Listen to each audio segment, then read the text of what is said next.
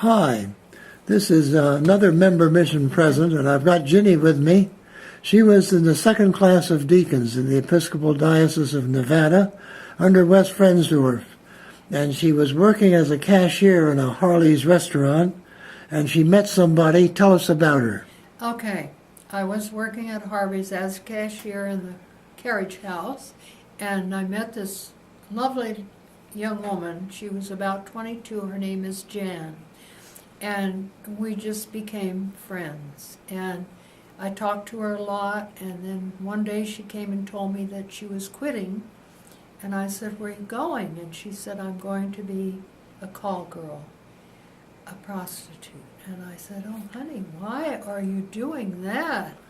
Please don't do that." She said, "I already am, and I'll keep in touch." And so for 3 years, Jan and I were friends, and she would come to me and she'd say, "Please come and talk to me, Ginny. Let's go have a cup of coffee or something."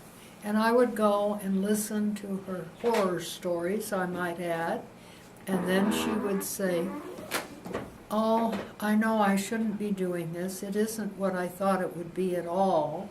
And then she met a lovely young man, and she fell in love with him, and they were going to get married, and she said she quit.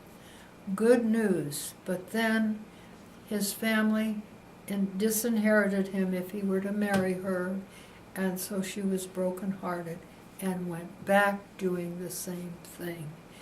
Oh, I was so sad about that.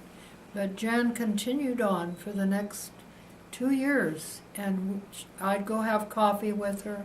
She'd tell me all these awful stories. Well, I changed jobs, and I was working over across the street at Harris as a shift hostess in the Seafood Cove, a little nice restaurant.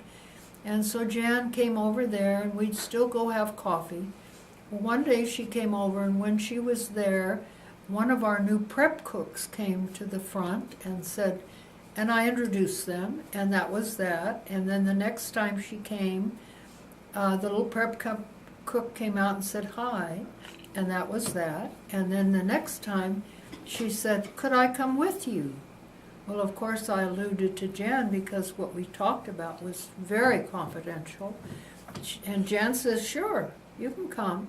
Well, she went with us on 2 occasions and just seemed to need somebody to be with, just to be with. She didn't know anybody. And so the 3rd time she went, she surprised us by saying to both of us, she said, "Who are these guys you're talking about?" And I said, "Well, who do you mean?" And she says, "Jesus? Is that how you say God?" She said, "I remember I had a grandma that said God once, and she was such a nice grandma." And I said, "Did you ever hear anybody that was angry and used those words?" And she said, "Are they the same guys?" And we said, "Well," and I'm a pretty good talker at times, part of my job, and Jan jumped in with both feet, and she witnessed to this young woman and told her who God was, who Jesus was, what they were about. They were our Creator and Savior. And the girl just listened and listened, and then we all went our separate ways, and Jan called me in the middle of that week, and she said, "I'm going home. I'm going home to God and to my church. I promise." And I said, "Don't promise me, Jan. Promise God." And then about a week later, the little prep cook quit. I don't remember her name.